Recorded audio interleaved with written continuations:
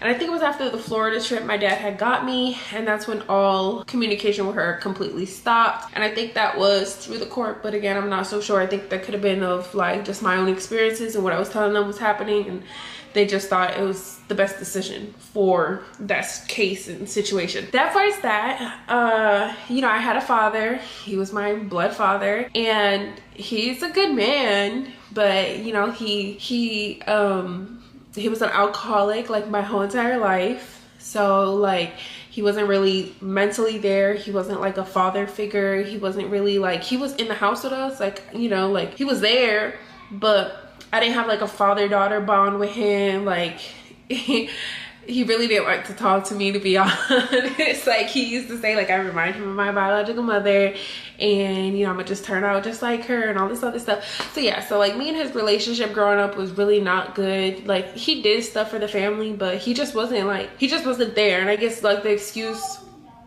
was that he didn't have a father, he didn't have a mother, he didn't know how to do neither one, which I get because he grew up hard, but still like love your kid. No, so yeah, so like he wasn't there for me at all, like emotionally. You know, like a father is supposed to be. He wasn't there for me. I didn't feel like he was my protector. I didn't feel protected by him. I was more so honestly like mentally abused by him. Yeah, like he just wasn't like a good father to me, like at all. And we lived in the same house, like he was there, but he never really interacted with like me, my sister, my mom, Lisa, my mom, the woman he married.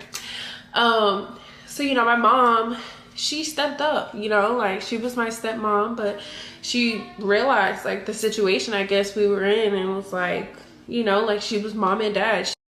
She went to all school stuff. He never went.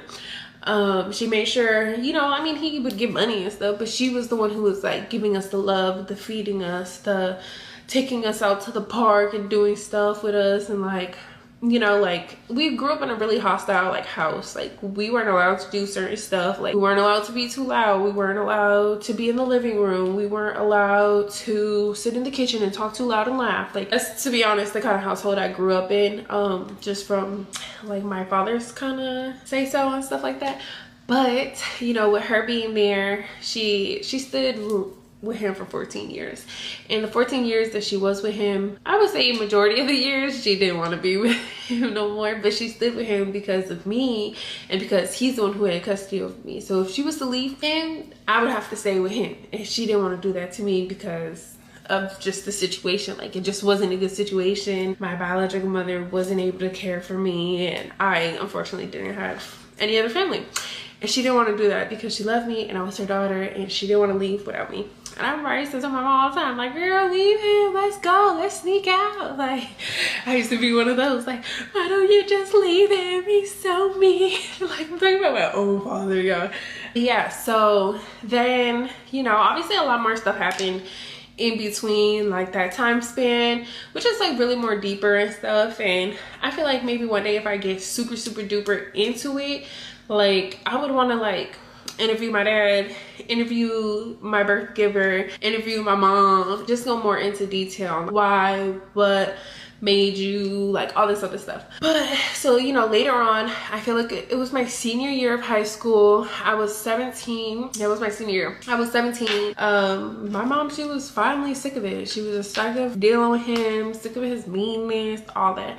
We literally packed up all our stuff in bags and we left while he was at work. We left and we went to her friend's house, and they ended up getting a divorce. You know, like it was a real big commotion. He wasn't happy, yada yada yada. Like she stole his kids, da da da da. But to be fair, like he wouldn't been able to take care of us at all because he just was not there as a person. So then we had gotten into our own apartment, me, her, my sister, and I remember this was like the best time of my life. Like when we had gotten to this apartment, just us three, I remember I just felt so free. I felt so like happy. I was free. It was like, when I tell you I grew up very like hostile, like I grew up in a very verbally abusive household, like very hostile, like couldn't, like you're walking around stepping on like rocks and glass. Like it was crazy. So when we had just us three, like the girls, it just felt free. Like I remember we just, walk around in like our panties and stuff. Like we were just so happy. I remember that was a really, really, really good time in my life. Obviously I had went to college. My mom, she had met her husband, because they're married now. Congratulations. But she had met him around 2017, right before I turned 18, and I had went to college. I moved to college on campus, and she moved with him. And then, you know, a little time later they ended up buying a house together, and that's that story.